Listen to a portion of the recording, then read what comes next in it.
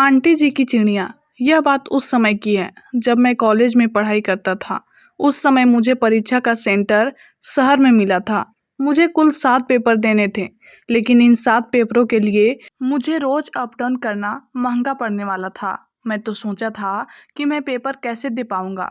हमारे दूर के रिश्तेदार अंकल और आंटी इस शहर में रहते थे। तभी मम्मी ने पापा को याद दिलाते हुए बताया, तो पापा ने कहा, हाँ यह अच्छा रहेगा, 1 हफ्ते के लिए तुम वहीं चले जाओ, पेपर खत्म होते ही वापस आ जाना। पापा ने अंकल के साथ फोन पर बात कर ली कि मैं आ रहा हूँ। अंकल भला कैसे मना कर सकते थे। 7 दिन की ही तो बात थी, लेकिन मुझे क्या पता था कि इन 7 दिनों में बहुत कुछ होने वाला था। मुझे जन्नत का मजा मिल गया था। दरअसल अंकल और आंटी अकेले ही रहते थे। परीक्षा के 3 दिन पहले ही मैं उनके घर पहुंच गया। अंकल थोड़े बूढ़े थे, लेकिन आंटी की तो क्या बात करूं, वह तो अभी भी एकदम जवान लग रही थी। आंटी का नाम सावित्री था। उनके एकदम लंबे काले बाल, मुलायम सिल्की और देसी साड़ी पहनकर घर में ऐसे घुमा करती थी जैसे कोई अप्सरा जमीन पर उतर आई हो। आंटी एक हाउसवाइफ थी। मुझे तो उनके घर रहकर सिर्फ पेपर देने का मतलब था,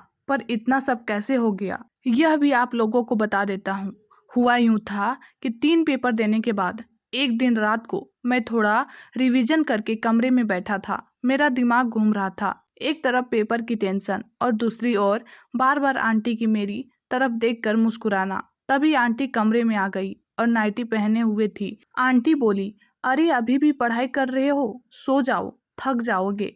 मैंने ऊपर देखा, आंटी के बाल पूरे खुले हुए थे, लेकिन मेरे वह सब अंदर अंदाज कर लिया। मैंने कहा, आंटी यह बहुत मुश्किल वाला पेपर है। इतने पेपर, ऊपर से पूरे साल पागलों की तरह पढ़ना, सच में मैं पढ़ाई करते करते पागल ही हो जाऊंगा। तभी आंटी बोली, अरे ऐसा मत करो, तुम पास हो जाओगे। रुको मैं तुम्हारे लिए चाय बना कर लाती हूँ। मैंने कहा, अरे नहीं आंटी, अब रात को क्यों चाय बनानी है, आप रहने दीजिए, खामखा आपको तकलीफ होगी। इसमें तकलीफ कैसी, मैं अभी आई। यह कहकर आंटी चली गई और फिर कुछ देर बाद आंटी चाय बनाकर ले आई।